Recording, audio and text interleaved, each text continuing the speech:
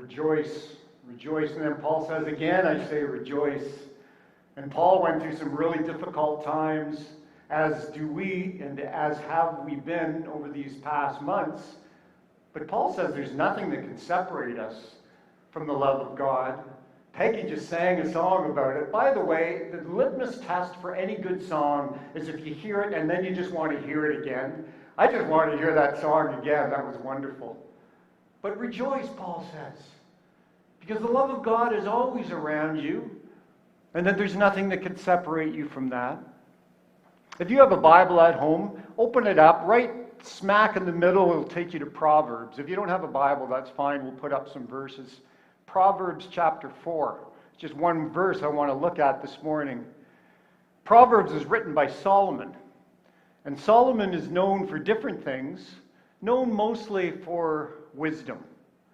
And there's a great story in the Hebrew Scriptures about how Solomon came to have wisdom. Solomon was a young man when he became king. And God said to Solomon, Solomon, I'll give you anything you want. And Solomon said, I want wisdom so that I can lead the people properly. And so Proverbs is a book of Solomon's wisdom.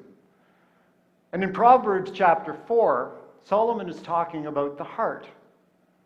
Not the flesh and blood heart, but the heart that's attached to our soul. The heart bone attached to the soul bone. If you saw my blog this week, you have a wee preview of this. Do you know someone who, when you see them, you think to yourself, she's got a good heart? What does that mean to say she's got a good heart? What kind of heart is that? And why is it that you could look over in the other direction and see someone and say, that man doesn't have a good heart? I want people to look at me and say, that guy's got a good heart. What do we mean when we use heart in that way? And Solomon's talking about that kind of heart in Proverbs 4. Any Rush fans? The band Rush? Whenever I think of Rush, I smile. Because Mark Spencer was a huge Rush fan. Mark died a few years ago. He was a high school teacher, a music teacher. Rush was his favorite band. Whenever we think about Rush, we can't help but to think about Mark Spencer. But Rush has a great song called Closer to the Heart. Here's the first 3 lines. And the men who hold high places must be the ones who start to mold a new reality closer to the heart, closer to the heart. Now, I don't know exactly what Neil Peart meant when he wrote those words, but I do know that for Solomon and for Jesus as well, God intends for us to have a new heart. And if we can have that heart inside us, our reality can look very, very different. Having a new heart changes the world. And I don't mean, and Solomon doesn't mean just our world, but the world around us. And so that's what Solomon's going to talk about here in Proverbs 4. And before we jump into this, I just want you to ask yourself a question. What are the things in your life that need some attention? What are the things in your life that you just know need to be changed? You know, and you've known for a while, that they just need to be changed? And you know that on some level you just need to do something. You just need to take some action. And so a husband has a wife who says she's going to leave him because he can't control his temper. And he knows he has to do something. He knows that there has to be some kind of a change of behavior. So he gets himself into an anger management class, and maybe he signs up for yoga. He knows he's got to do something. A man has chest pains. He knows his eating and his lifestyle has caught up with him. He knows he needs to do something. So he changes his diet, gets a membership at a gym. Or a young couple are having financial problems. They can't meet the minimum repayments on their credit card. And they know they need to do something. So they buy a book on managing money. And then they decide to have a garage sale because you have to do something. What is that area in your life that just needs attention? And a change of behavior is a good thing, because that's the first thing that we think of when something needs attention. We just think, I need to take action. I need to change my behavior. I need to do something about this. And of course we do. That's just what comes to our mind first and foremost. However, what we're going to look at today in Proverbs 4 is that for Solomon, changing behavior is not the key thing we need to do. And Solomon is going to point us back to the source of those things that need attention. And Solomon's going to say, here's where the real problem is. There's a source that's on a whole different level than our behavior. And so here's the simple verse that we're going to focus on. Wisdom from Solomon from Proverbs chapter 4. Look at verse 23. Above all else, guard your heart, for it is the wellspring of life, and everything you do flows from your heart. And Solomon is saying here, look, we have a tendency to look first at our behavior. We have a tendency to just want to change the way we act, but first understand that all of those actions are coming out of your heart. They're coming out of a deeper place than our behavior. And so you might think you have an anger problem. Solomon's saying you have a heart problem. You might think you have a spending problem. You have a heart problem. That's the wisdom that Solomon is pointing us toward. You might think you have an eating problem or a gossip problem. And you have a heart problem. And you could do anything to change your behavior. You could just say to yourself, look, I'm going to do this. I need to just take action. And you might bring around some temporary change that might last a week. It might even last a month. But you've been on this cycle before for years. You've tried to change your behavior, and for whatever reason, it hasn't worked. And you find yourself in the same situation. And you're exhausted. And Solomon is just saying it's deeper than changing your behavior. It's about the heart. Think of it this way. Imagine you're walking on the Bruce Trail today. Maybe it's a little bit warm, but you're okay. You have lots of water. You have a wide-brimmed hat for shade. And you're enjoying your hike up the Bruce Trail, and you come to a creek. And the creek is heavily polluted. And it's just sad, because you imagine how beautiful that creek would be. And there's garbage floating down. There's debris on the sides of the creek. There's like a nasty film over the surface of the water. And so you decide right then and there that you're going to do something about it. This is something that needs attention. I need to do something about this. And so you spend the next few hours picking up garbage and cleaning up the creek. And after all that work, you step back and you can see the difference you made in that area of the creek you've been working on. And you decide again then and there that you're going to come back the next day. And you're going to keep cleaning up garbage till all that garbage is gone. And you come back the next day and you discover that there's just as much garbage there as there was the day before. And you clean up and you finish and it looks okay. You come back the next day and the garbage is all back. And you're getting tired and frustrated and exhausted. And then you decide to walk upstream.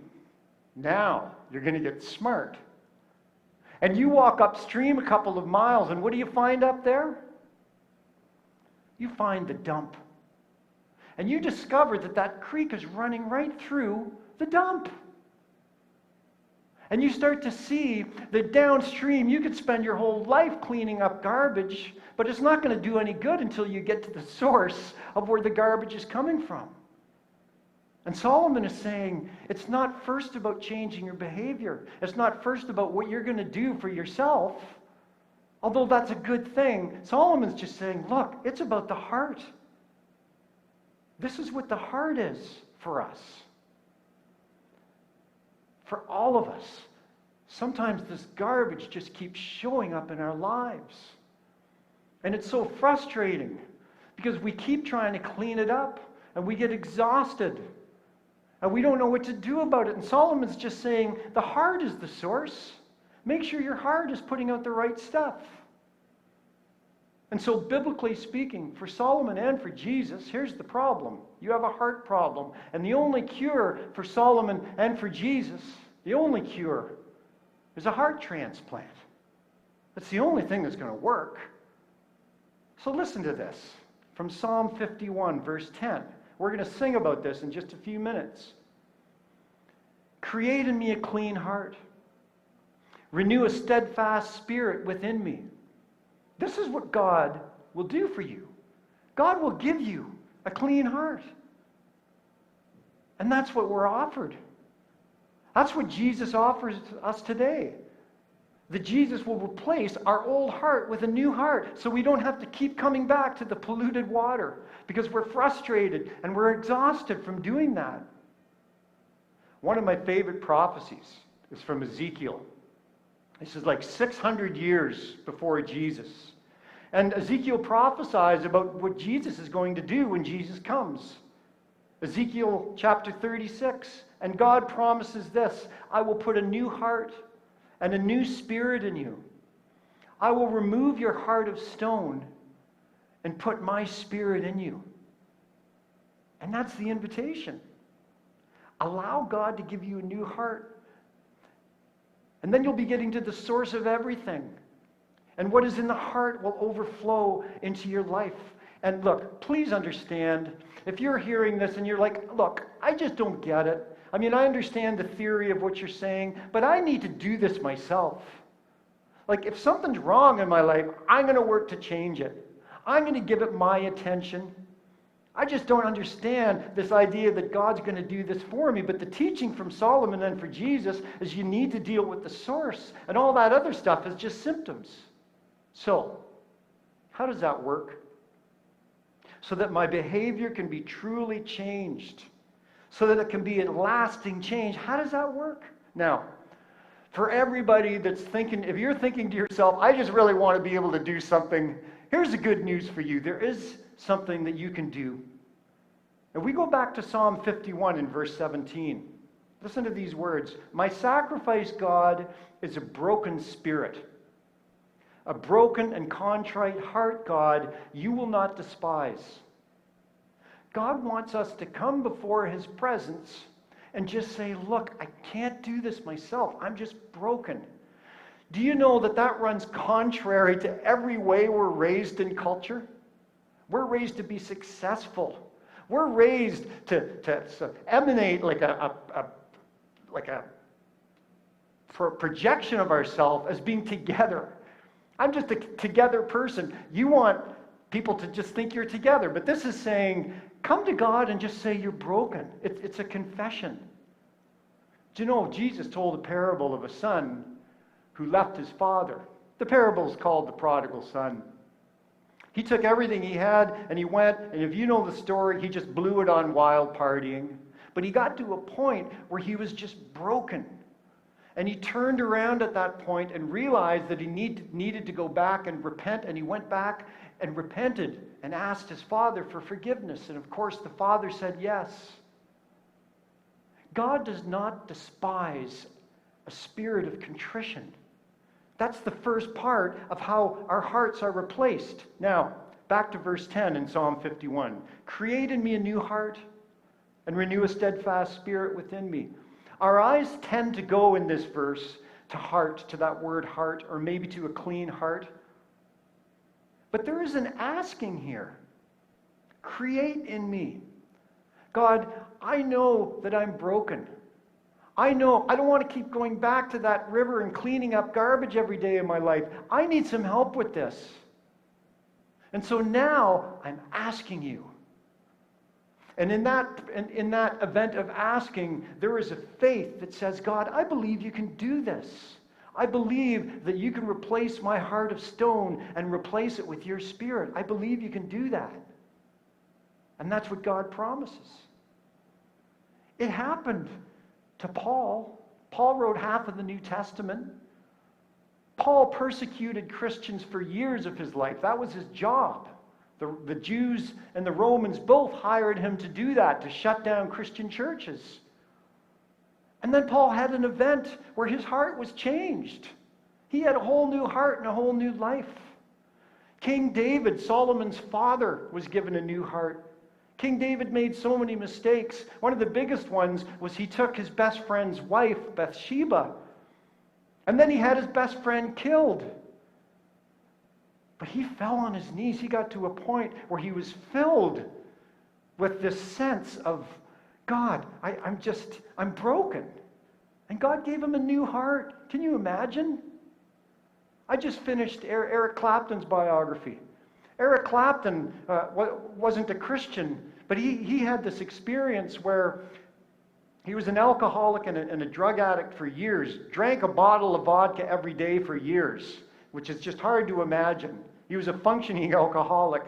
But he got to a point where he was just rock bottom, that's his term, and he got to this point where he says, my legs just gave out from underneath me, and I just fell, and I asked for help. And he said, from that day, I didn't touch a drop of alcohol or any drug. It happened to all of Jesus' disciples. They were broken people. Do you remember the story where Jesus was arrested and then crucified? They all ran away. They were broken people. But in the end, they became apostles and they became saints. God gave them a new heart. The first 2 steps is just to come to God and say, look, I need help with this. And then to ask God, create in me. Create in me. In terms of what you can do, there's even more. Go back to Proverbs. We're going to go back to Proverbs. For above all else, guard your heart. Listen, God will give you that heart, and you'll have a new life like so many people have had before you. You are just given a new life. But once that happens, Solomon is saying, guard it. You've got this heart now. Now you have to guard it. Why? Because there's all kinds of things in life that will try to take it away from you. And you know what those things are. I know what those things are. They're just, even after a new heart, they continue to be a part of us. Like temptation, like ego. How about lust, greed, selfishness? Look, every single human being knows lust, greed, and selfishness. And if we don't work to guard our hearts, those things are going to come back and put all that garbage back in. So Solomon's just saying, God gives you a brand new start in your life. And for you watching today can be the first day of the rest of your life regarding this. You come to God and you ask for that and you say, God, I know what it's like to keep going back to that river. I know what it's like. And so I'm asking you now. And I'm on my knees and I'm just being humble and I'm saying I can't do it myself. God gives you that heart. And then Solomon's just saying, make sure you guard it. And to finish up, Paul gives us just a couple of ways that we can guard our hearts. And this is what Nolan read from Philippians 4. Paul finishes that paragraph with this sentence. The peace of God will guard your hearts and your minds in Jesus. And we think, but how do I get the peace of God? If I have the peace of God in my life and inside me and around me, my heart will be guarded. But how does that happen? And Paul says, I'll give you just 3 ways that peace can come into your life and then your heart will be guarded. Simple. He says this first, let your gentleness be evident to all. If you can live gentleness in your life, your heart will be guarded. Think of a time when you've lost gentleness. Maybe you just lost your temper with someone and they were very hurt by that. Maybe there was a time when you were just overcome by selfish ambition or by greed. And you walked over 6 people to get what you wanted, 6 people that used to be your friends. When you lose that gentleness, the garbage starts coming back into your heart. Maybe there was an argument you had with someone, and you just knew you were right, and you just knew they were wrong, and you just had so much zeal for being right, you lost your gentleness. And Paul's just saying, your gentleness will protect your heart, because if you lose the spirit of gentleness, all that garbage will just flood right back. That's simple to understand. Second thing Paul says, let your gentleness be evident to all. Then he says, the Lord is near. Just so basic. He's just reminding us of something so basic. The Lord is near. There is a presence that is always with you. It's a presence that raised Jesus from the dead. It's not a bad idea to ask that that presence be in your life. If Jesus can raise, if God, the Spirit of God can raise Jesus from the dead, and that same Spirit is with you today, what will God do for you? God will help you guard your heart. The Lord is near. In Ephesians, this letter that Paul wrote to a little church in the city of Ephesus, Paul wrote to those people that God gives us things that help us and protect us and guard us. And Paul said it's like armor. He called it the armor of God. He said we have a shield of faith. There's a belt we can put on that's the belt of truth that will protect us. And then he said there's a sword. And he says the Spirit is your sword. You know, think of the Spirit being with you as having a sword that will protect you and that will guard your heart. And then the last thing Paul said in terms of how we can guard our hearts and have the peace of Christ with us, in every situation, pray. In every situation, pray. Pray with thanksgiving. Ask God for what you need, and God will help you. Prayer connects us to the reality that the Lord is near. Jesus prayed, we follow that example. Prayer is a reminder that God is bigger than ego and lust and greed and selfishness. God is bigger than those things. So that garbage never has to come back into the creek that you're living in. And you don't have to keep going back there day after day to attend to a polluted life. Let your gentleness be evident to all. Remind yourself that God is near and pray. And then Ezekiel, I will give you a new heart, God says. I will put my Spirit in you. I will remove your heart of stone. And that's the invitation. Allow God to give you a new heart and then guard it. And everything that flows from that heart will invade your life.